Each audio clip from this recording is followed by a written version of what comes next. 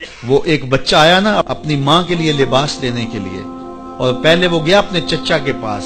اس کی ماں بیوہ تھی اور اس کا لباس پھٹ گیا تھا، اور وہ اپنے چچا کے پاس گیا تو اس نے دتکار دیا.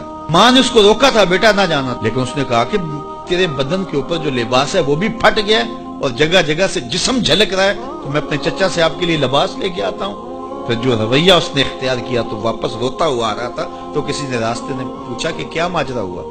اس نے کہا چچا کے پاس گیا تھا ماں کے لیے لباس لینے، اس نے دلا کے بھیج دیا. اللہ اکبر. تو اس نے کہا کہ جا سین حرم میں محمد نام کا ایک شخص بیٹھا ہوا ہے، اگر تو اپنا دکھڑا اس کے سامنے پیش کرے تو وہ امید ہے تمہیں رد نہیں کریں گے، لیکن سن لے ان کا دین کوئی اور ہے. اللہ اکبر. اپنے ماں کے پاس آیا تو ماں کو کہا کہ چچا نے دلا کے بھیج دیا، لیکن آپ کی حالت مجھ سے دیکھی نہیں جا رہی. بچہ ابھی شعور کی منزلوں میں قدم رکھ رہا تھا، پہلے بہت چھوٹا تھا، اب اس کے اندر ایک جذبات تھے بچے کے اندر. تو ماں نے کہا کہ بیٹا نہیں ان کے پاس نہیں جانا، سنا ہے کہ جو ان سے ملے دین دھرم چھین لیتے ہیں اس کا. اللہ اکبر. تو حضور علیہ الصلوۃ والسلام کے پاس جانے سے ماں روکنے لگی، لیکن بچے نے کہا کہ امی میں پکا رہوں گا، بتوں کا وفادار رہوں گا، تم اس ٹینشن کو اس پریشانی کو چھوڑ دو.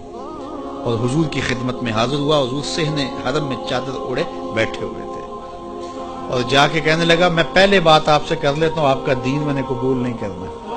حضور مسکرا کے بولے بیٹا بتاؤ کس لیے آئے ہو؟ کہا میری ماں بے لباس ہے، میں آپ سے لباس لینے آیا ہوں. حضور نے چادر رحمت اتار کے اس کے کندھوں پہ ڈالا. اللہ اکبر. وہ واپس آ گیا اور ماں پر حضور کی چادر اڑائی. اللہ اکبر. اور ماں نے کہا کہ بیٹے اس نے اپنا دین تو نہیں تجھے دیا؟ کہا نہ میں نے پہلے کہہ دیا تھا تیرے دین نہیں مانوں گا. ماں کہنے لگی پتر اس کا دین ماننا چاہیے، یہ جس نے رحمت کی چادر ہمارے سر پہ ڈال دی. اللہ اکبر. تیری تک کے ادامہ میں مرید ہو گئے. اس بوڑھی عورت کا قصہ بھی آپ نہیں بھول سکتے، جو گھر کا سامان باندھ کے اپنے دروازے پہ بیٹھی ہوئی تھی، اور اس نے سنا تھا مکے میں ایک جادوگر آیا ہے جسے ملتا ہے اس کا دین چھین لیتا ہے، کہیں ایسا نہ ہو کہ کہیں اس سے ملاقات ہو جائے اور وہ دین ہی میرا چھین لے، مجھے شہر چھوڑ دینا چاہیے. گھر کے تھڑے کے اوپر سامان باندھ کے بیٹھی ہے. حضور بھی گزرے، اس نے دیکھا تو کہا بھتیجے یہ سامان میرے سر پہ رکھ دے. حضور نے سامان اٹھایا، دیکھا تو بوجھل تھا، وزنی تھا، اور بڑھیا کو دیکھا تو کمزور تھی. تو کہا کہ بڑھیا اگر چاہو تو جہاں چاہتی ہو میں خود نہ چھوڑا. اس نے کہا اس سے بڑی مہربانی کیا ہوگی؟ حضور نے سامان اٹھایا ہوا ہے اور بڑھیا سے باتیں بھی کرتے جا رہے ہیں. تو بڑھیا کو کہا کیوں جا رہی ہے؟ اس نے کہا کہ سنا ہے یہاں ایک جادوگر ہے جو لوگوں کا دھرم لوٹ لیتا ہے، لوگوں کا دین لوٹ لیتا ہے. میں نے ساری زندگی بتوں سے وفا کی، میرے آباء و اجداد نے بتوں سے وفا کی ہے، میں چاہتی ہوں دین اجداد ہاتھ سے چھوٹ نہ جائے، آخر اس شہر میں رہتی ہوں کہیں مل نہ جائے. خیر حضور نے کچھ نہیں کہا، اس کا سامان نہیں پھینک دیا کہ ٹھیک ہے تم پھر جاؤ. سامان اس کا اٹھایا اور جہاں تک اس نے جانا تھا سامان پہنچایا. سامان سپرد کر کے واپس پلٹنے لگے. تو اس نے کہا بچے اپنا نام تو بتا دے، لوگ کہیں گے کہ مکہ چھوڑ آئی ہو تو بتاؤں گی ایک جادوگر کے دکھ سے چھوڑ آئی ہوں. تو وہ کتنا برا بھلا کہیں گے شہر مکہ کو کہ جس مکہ سے لوگ نقل مکانی کرنے پہ مجبور ہو گئے.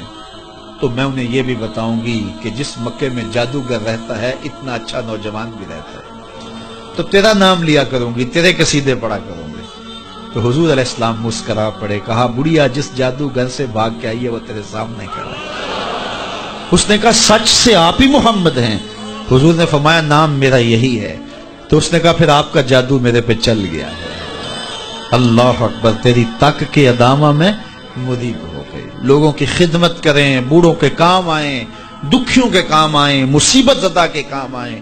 حضور یتیم ہو کے یتیم پرور تھے، لاچاروں کی مدد کرتے، لوگوں کے گھروں میں پانی بھر کے دے دیتے، اور دکھیوں کے کام آ جاتے اور مصیبت زدوں کے کام آ جاتے.